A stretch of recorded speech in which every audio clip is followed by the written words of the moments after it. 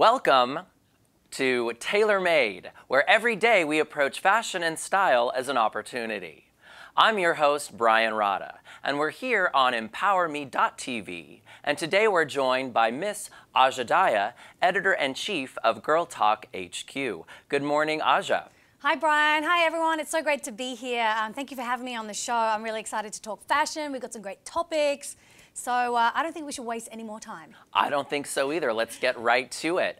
3 hot topics today, the first of which is Miss Brittney Griner, who is an awesome rookie WNBA player. She was featured in a magazine yesterday, Elle Magazine, at the WNBA's rookie orientation. Griner says she declined to participate in a session about makeup application and how to dress.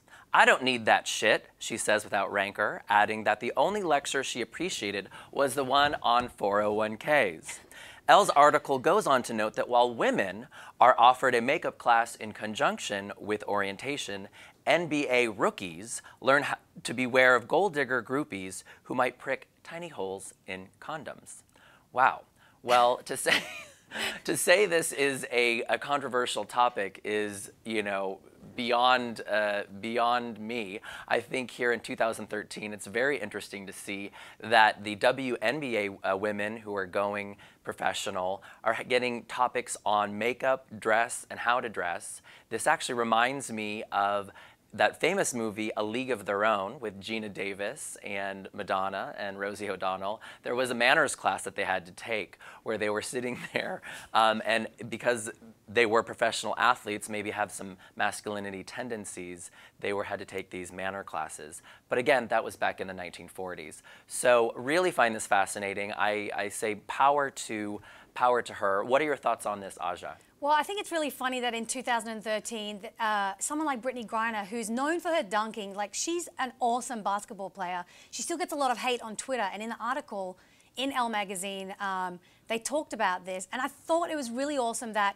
such an influential magazine like Elle is allowing women and, you know, and the men that read this magazine to see someone like Brittney Griner and for them to be validated to say that it's okay if you're androgynous and it's okay for women to like basketball, and you know, we're not just going to be put in this little box. And I think it's really great because Brittney's story is going to empower and inspire a lot of other girls who are reading this. So good for her for not backing down. I agree with you 110%. And speaking of androgyny, we have a great image of her here. You know, she's known for her androgynousness. I think we said as a trend out there in the world, a lot of women who can float between both male styles and female styles. This is obviously a woman who knows who she is. She doesn't want to take any tips on makeup, on style of dressing, and you know, apparently I think she has bigger hands than it's either LeBron James or Kobe Bryant. I read that in the article. So she has bigger hands than either Kobe or LeBron. I've got to check that, but okay, that's well, crazy. I think, you know, again, I really am a stand for people fully expressing themselves, and it's just about looking good in whatever you wear. She obviously feels comfortable, you know, dressing in a more masculine way, as evidenced by this image. I think she's super gorgeous, and you know, she's living her authentic self. So kudos to you, Brittney Griner, for turning down the WNBA's application and makeup tips. Okay, moving on. We have 2 fashion brands who are really going at it today and making an expansion towards inclusivity, I think, but of course 2 of them are doing it for very different reasons. First up, we have Guess, who has chosen for the first time a woman of color, as she calls herself a brown girl, Miss Priyanka Chopra. She's a former Miss Universe, former Miss India, and she's been chosen for the winter-fall catalog to represent Guess as their Guess girl. This is really exciting. I think it's a huge step for Guess to be more inclusive, to represent people of different skin tones. And I think this woman's beautiful. And for me, she looks like a younger Sophia Loren. What do you think, Asha?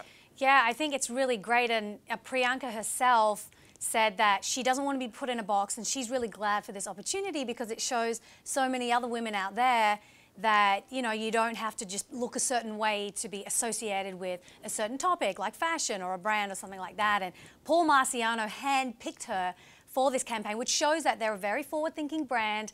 They want to appeal to a wide range of women and men out there too who want to buy this brand for their female family members. Now, you yourself, Asha, are of Indian descent, yes, but you grew up in Australia, correct? Well, I'm Indian. I was born in England, grew up in Australia. So for me, it's like seeing this huge Bollywood star as the face of one of the world's most recognizable labels is amazing. It's really, really great, especially for all the girls in India who, you know, may not have grown up with, you know, a Western upbringing like I have. So, and it was shot by Bryan Adams, by the way, singer Bryan Adams.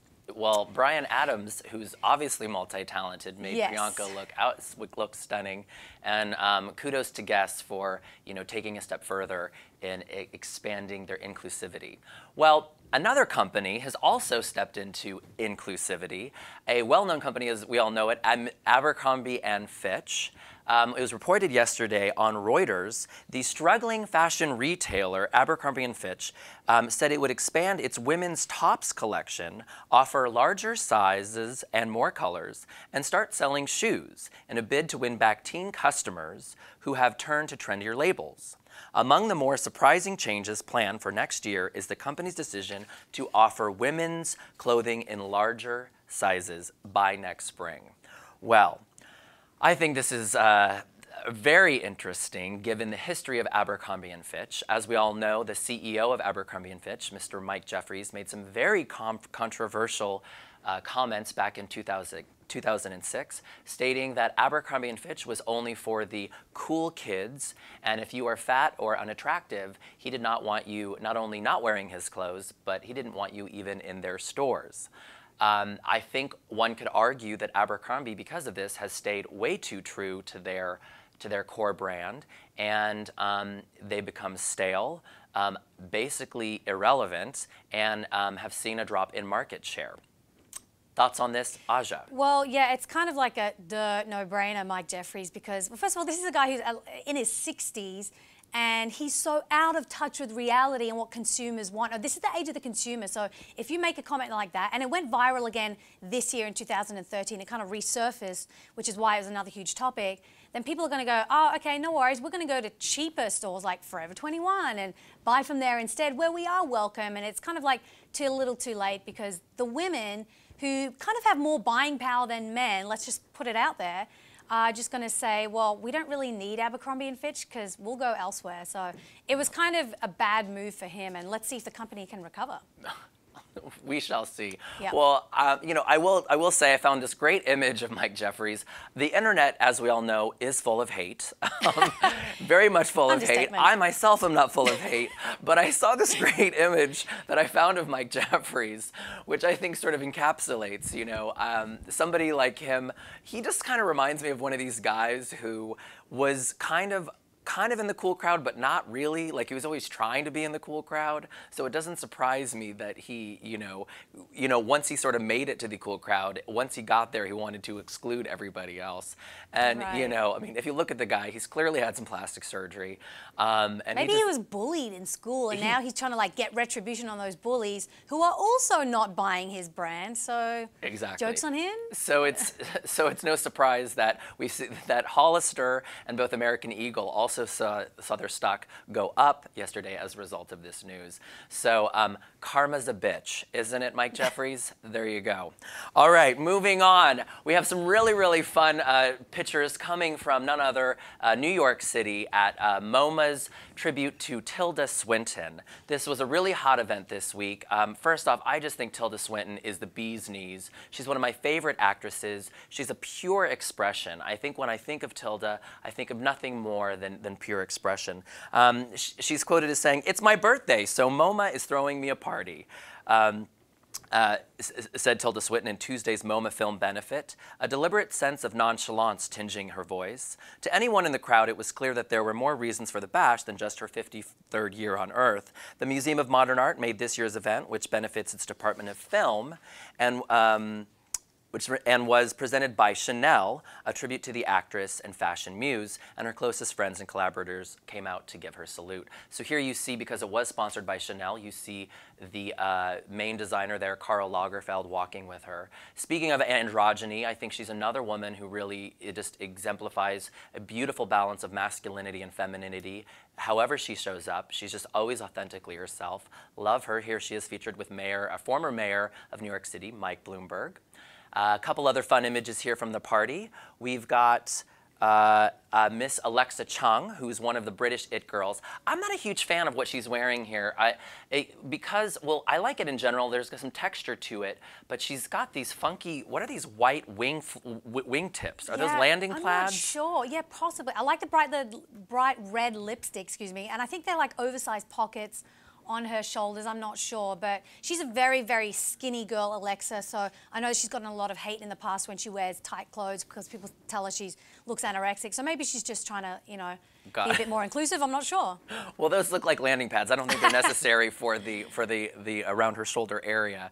Next up, we have Jessica Biel, who I think is just really stunning. You know, she's seems like just a classy broad. I really enjoy her work, both on screen and off. She carries herself very well at every event. It's not unclear as to whether this sort of drapey thing over the top is actually connected to the dress. I don't know if I'm a hugest fan of that. I think, you know, she maybe would have done better without it. But you know, personal preference. Next up, we have, you know, the queen of style, Miss Anna Wintour, and her daughter B. Schaefer. Obviously, because it was sponsored by Chanel, and Miss Wintour is showing up in a Chanel couture gown, which I think is really fun, flirty. You know, Anna Wintour is also timeless for me. She knows what works for her. She's never going to change her hairstyle, and she always has a flash of color there. What are your thoughts on that, Aja?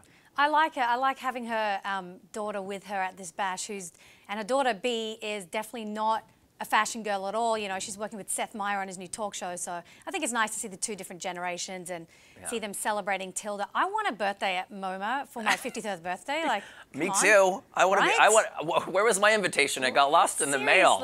Tilda, I'm coming for you. Next time, I want to be at your 54th. Okay.